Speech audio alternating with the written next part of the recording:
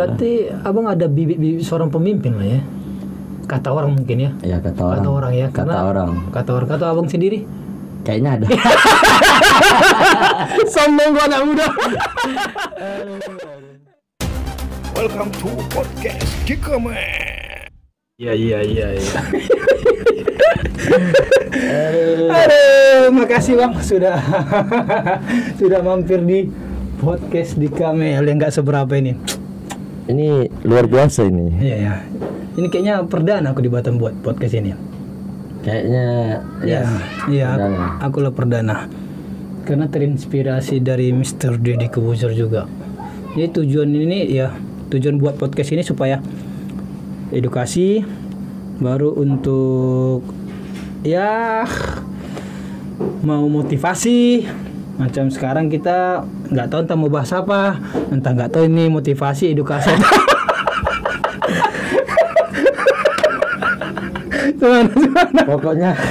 Pokoknya riba. Asal jangan menggibah aja. Asal jangan menyakiti hati orang lain.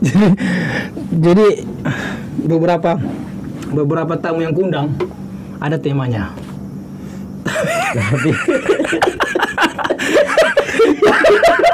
Tapi nggak tahu apa temanya kita kan gitu. Aduh.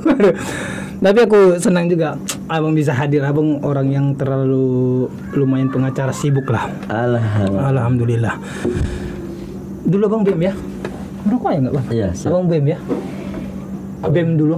Ya dulu. Ketua BEM? Waktu kuliah ya. Waktu kuliah ketua BEM Uniba, Universitas Batam. Dari tahun ke tahun berapa?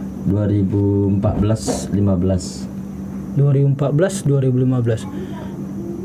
BEM. Angkatan tahun berapa bang? 2000. Tamat angkatannya 2015. 2015 ya. Kalau aku 2000 berapa ya kuliah? Aku 2013. Tamat. Ya. Masuknya 2008 kan. Aku 2011. 2011 ya. Berarti Jadi lebih senior aku. Iyalah. Kalau nggak lebih senior nggak datang. Iya. Karena lebih senior ya. Iya. Perintah ya. Iya. Setidaknya ini senior kan. Iya, lagi perintah ya. nanti dikeluarkan kita cari aja. Tapi bang, heran juga bang, kenapa abang bisa jadi BEM, ketua BEM? Apa sih dilihat dari abang? Ya itulah, mungkin karena kita dari awal kuliah memang udah aktif kan. Aktif ya. Dari awal kuliah saya memang udah masuk di ranah organisasi. Dan dulu waktu di ospek itu saya ingat kali itu ada ketua BEM yang waktu ngospek saya itu kan, dia bilang kan, kamu harus jadi ketua BEM. Wah, serius? Iya. Padahal baru kenal di situ kan? Iya. 2011 saya di ospek itu dia bilang kan, kamu harus jadi ketua BEM. Wah. Dari situ kan kita termotivasi kan. Macam nubuat ya. Ini ya kan, dia bilang kita harus jadi ketua BEM. Kita kejar lah kan. Kejar.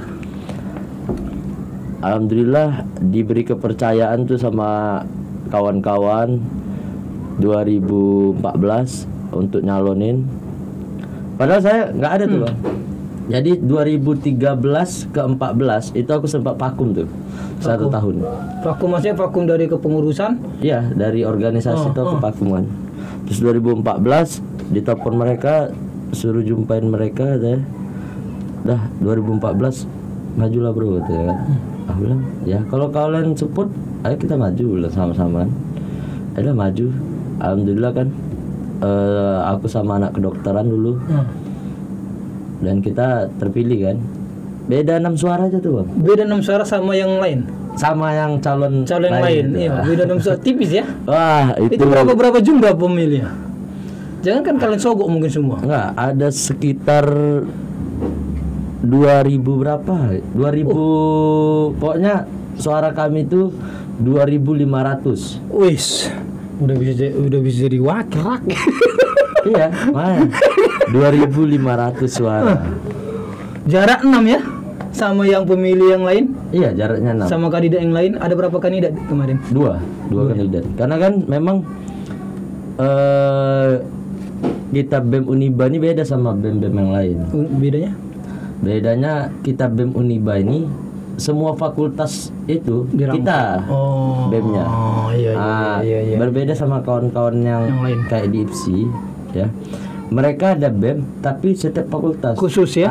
Jadi kayak di ketua BEM fakultas ini, Kedokteran fakultas ini, ya. hukum ini. Kalau kita kan ada 5 fakultas sana, 5-5-nya satu aja ketua BEM-nya. Oh iya. Makanya termasuk BEM yang paling besar itu Uniba ya. Uniba dulu. Dan terakhir kita tuh Bang.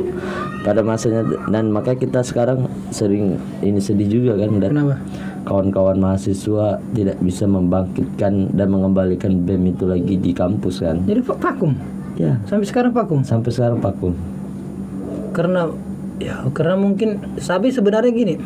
Sebenarnya dari tahun ke tahun kemungkinan akan muncul orang-orang yang punya komite ke sana kan. Iya. Tapi Kami sempat support itu dari luar ya, tahun 2017 kalau nggak salah, 2017 atau 2018 itu kami dorong mahasiswa itu supaya membentuk BEM.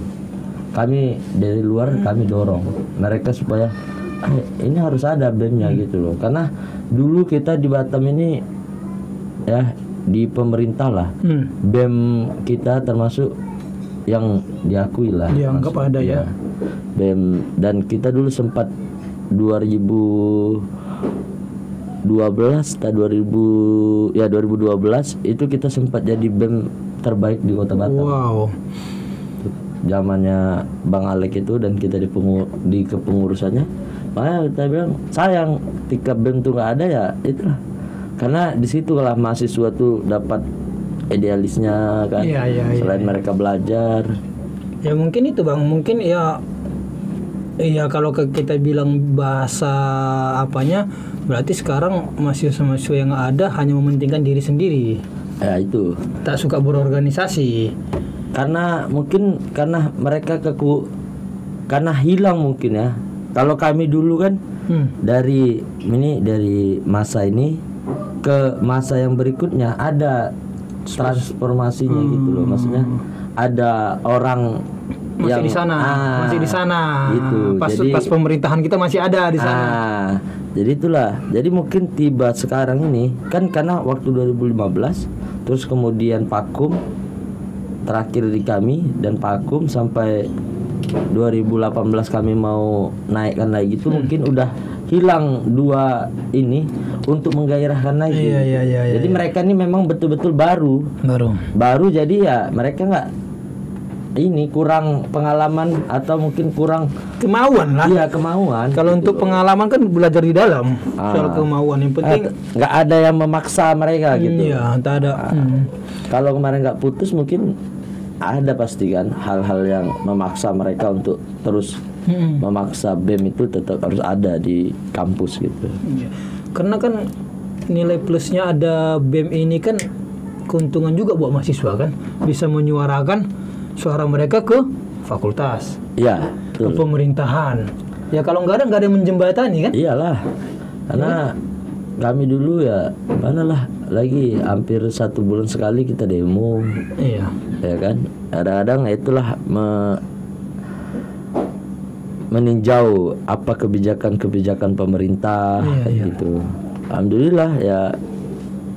Dulu pun kita banyak juga lah gaya BEM-BEM yang lain, banyak lah dulu. Makanya kita cukup sedih juga sekarang lihat mahasiswa nggak ada. Aku lihat ya sekarang mahasiswa demo apa segala macam kurang. Ngikut aja jadi semua. Iya, makanya aku sering tuh ngikutin suara mahasiswa tuh, sering kita kompor-kompori juga kan. Ini kita harus tetap eksis gitu loh mahasiswa. Jangan sampai yang udah lulus jadi mahasiswa yang eksis gitu loh maksudnya. Sekarang malah banyak tuh yang udah lulus jadi mahasiswa yang tetap eksis gitu. Jadi mahasiswanya yang nggak ada gitu loh kan. Itu yang sayangnya. Tapi mungkin gini Bang, atau mungkin karena dari mahasiswa nggak ada yang mendorong, nggak ada keinginan untuk membentuk BEM. Tapi ada nggak? Aku kan nggak pernah ikut kepengurusan BEM ini. Maksudku ada nggak dari fakultas atau ya fakultas lah yang menyatakan bahwasannya kamu harus bentuk BEM. Nah, kalau dari fakultas itu kan mereka ada himaprodinya kan, masing-masing kan. Kita ada himaprodi masing-masing. Nah, jadi sekarang tuh yang tinggal tuh himaprodi aja. Nah, jadi himaprodi per fakultas. Oh iya. Nah, itu kan memang ada kan. Nah, himaprodi itulah di bawahnya, di atasnya itu ada badan eksekutif mahasiswa kan. Makanya kalau di dalam undang-undang Mendristek itu kan yang diakui itu kan sebenarnya badan eksekutif mahasiswa. Ya. Yang ada di dalam undang-undang Mendristek itu BEM. Makanya kita paksa mereka untuk harusnya ada BEM gitu loh. Iya. Berarti bagaimanapun caranya gitu. Berarti agak kecewa juga lah Bang ya.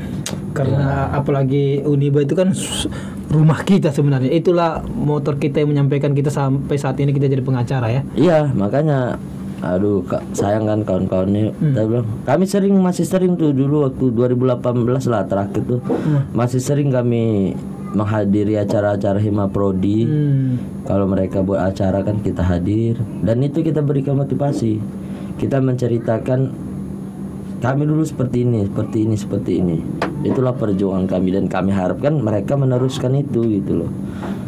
Sering tuh kita masih sering diundang setiap mereka habis penerimaan mahasiswa baru tuh kan ada pengenalan himaprodi ya. Nah, di situ kita biasa diundang, tuh kita membicarakan biasanya tentang badan eksekutif mahasiswa. Tapi stop lah karena orang-orang abang mungkin melihat bahwasannya dari 2018 juga nggak ada juga respon, ya udahlah. Karena mungkin mereka capek juga gitu. Pusan dari atas itu lebih kencang. Tekanan dari atas lebih kencang. Iya, maksudnya tekanan janganlah buat BEM gitu. Mungkin. Iya, karena tekanan dari atas itu lebih kencang, yang bawah kurang, makanya. Iya. Kalau dulu kita tekan lagi kan gitu. Mereka tekan kita tekan lagi. Kalau nggak ada ini bisa kacau nih, bilang kan? Ya karena kan kemarin juga sempat, ya mungkin aku lulus 2014 itulah yang terakhir pakai apa namanya, peci ya, toga. Ya. Nah, kami kan 2014 itu udah kami lah terakhir. Iya. Baru orang abang.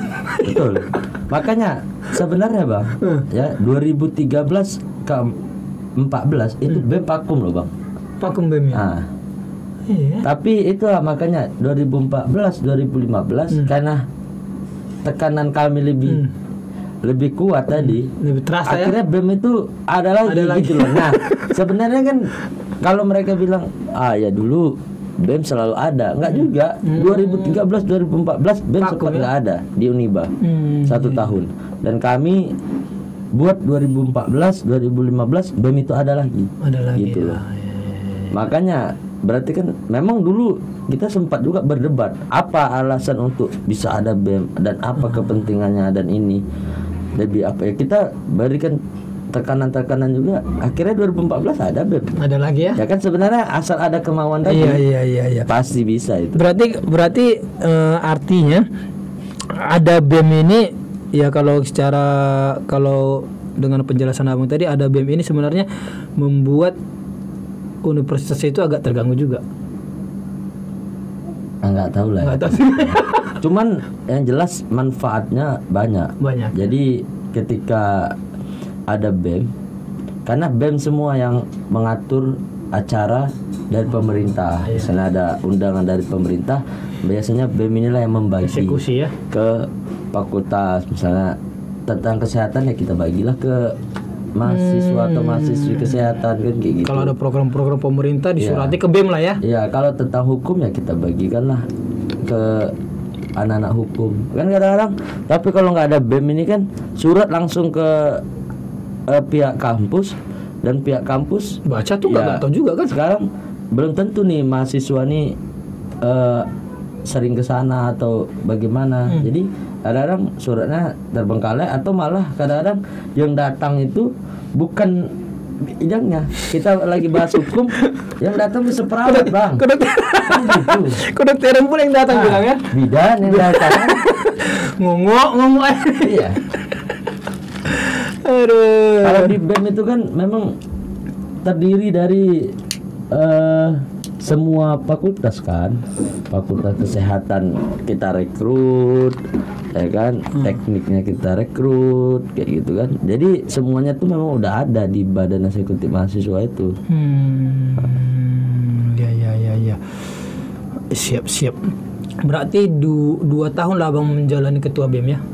1 tahun. 1 tahun ya? 2014 ke 2015 kan tamat kita. Berarti Abang ada bibit-bibit seorang pemimpin lah ya? Kata orang mungkin ya? Ya kata orang ya. Kata Abang sendiri? Kayaknya ada. Sombong gua anak muda. Karena memang kalau laki-laki memang pasti ada bibit pemimpin. Nggak usah di kalangan luas, kalangan rumah tangga Ya, kita, betul. ya kan?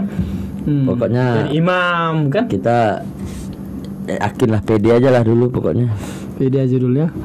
Karena kalau kayak aku Bang, jiwa pemimpin dulu tak ada.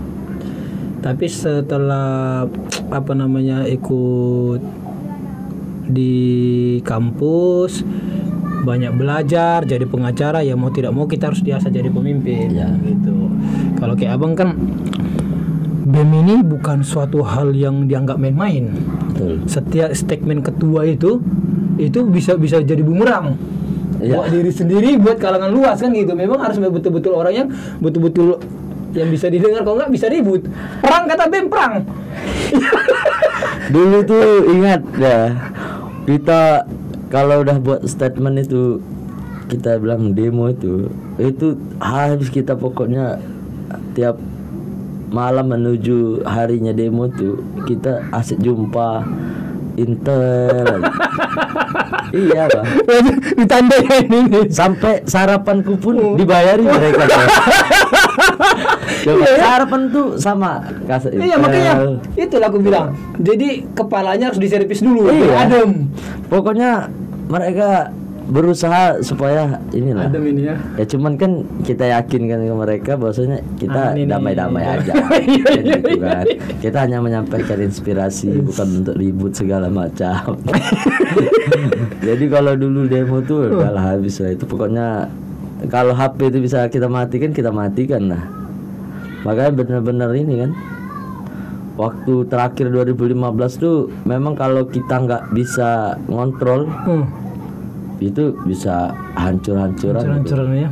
Pas demo di mana itu kemarin? Yang di Uniba, Di kampus itu ya. masalah toga dan Iya, peci iya, itu iya. itu kalau kita sempat dari kita bilang hajar habis itu udah siap semua tuh Bang. Tinggal komando ya. Cewek cowok. Wah. Yang lebih hebat lagi nih dari cewek-cewek nih Bang. Coba. Mereka siap coba.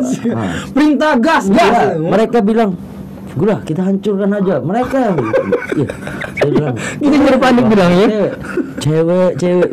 Boleh juga ini kan kita bilang sama mereka. Makanya kalau sempat juga kan ada sedikit kericuhan juga kan, menyebabkan kaca pecah juga kan. Iya, Untunglah. Itulah untung kita bisa cepat tarik mundur kawan-kawan. Kalau enggak ya nggak tahu lah juga kan, mungkin Sama-sama dirugikan lah. iya, makanya kita ya akhirnya kawan-kawan kembali ke ininya dan wisuda. Makanya wisuda waktu kami itu dulu berapa puluh polisi yang jaga tuh Bang. Iya. Wisuda tuh masuk itu kita dicek. Dicek semua. Iya. Takut bawa alat-alat keras atau apa coba kan. Takut balas dendam ya. Iya. Tidak boleh hanya orang tua dan yang ini aja yang Wisuda. boleh masuk. Yang Boleh masuk. mahasiswa yang nggak wisuda tuh nggak boleh ikut masuk nonton kan segala macam kan. Jadi dulu aku 2 yang aku bawa, peci sama toga. Selainnya nggak ada. Enggak ada.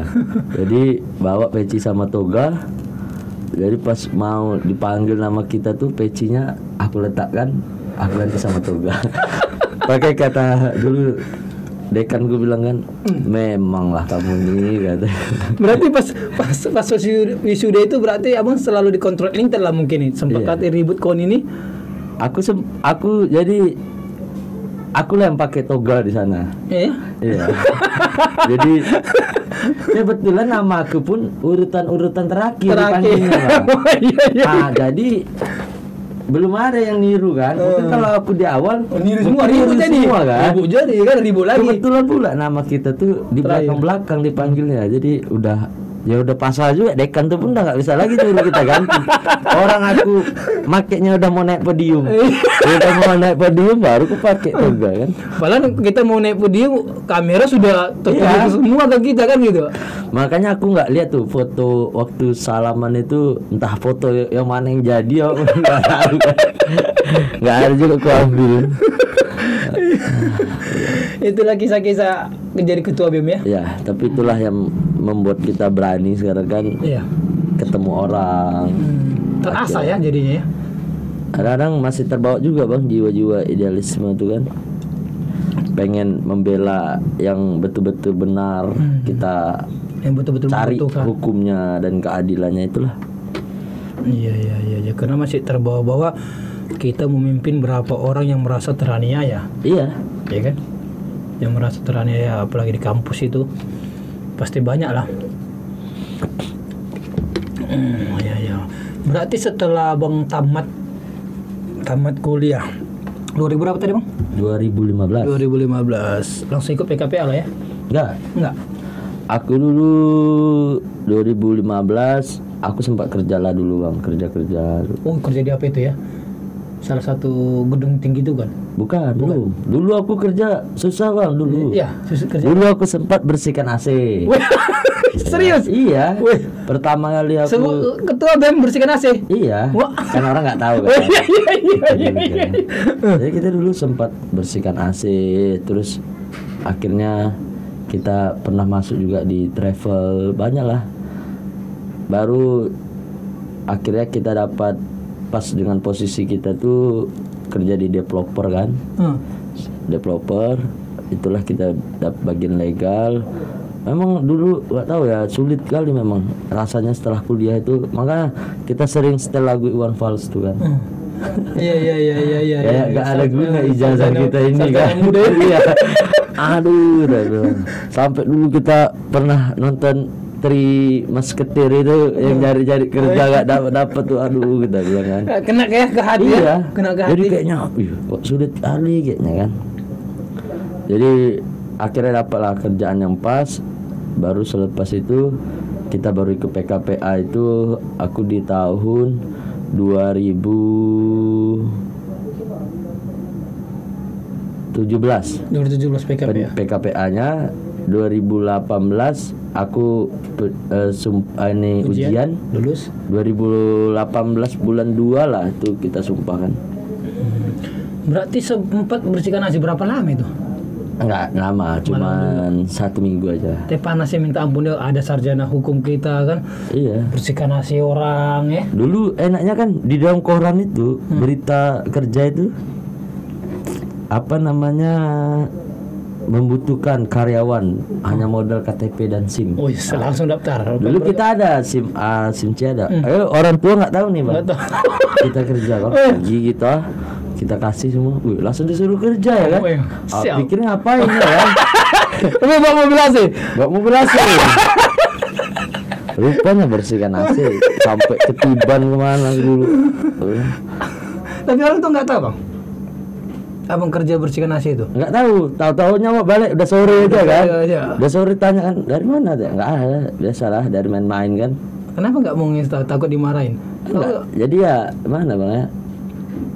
Ya untuk biar aja lah ke ini Kita aja merasakan kita gitu. merasakan kan apa yang sulitnya. Makanya dari kerja sulit sampai kerja dalam kantor udah kita rasakan, ya udahlah, udah tahu semua lah. Udah tahu semua. Gimana orang. Makanya aku ada orang bersihkan AC itu kalau di rumah tuh kadang-kadang kebanyakan dulu kita di sini Di posisi sini ya. Aduh. Tapi itulah istilahnya membangun diri kita, bahwasannya kayak kita kan sekarang jadi pengacara. Kita tidak mau bermain-main mengkhianati klien karena dapat atau nggak dapat, nggak ada klien atau ada klien, kita udah pernah merasakan susah. Iya. Ya kan? Makanya orang-orang bilang kan bang, "Yuh, kok mau ngerja AC apa segala macam kan."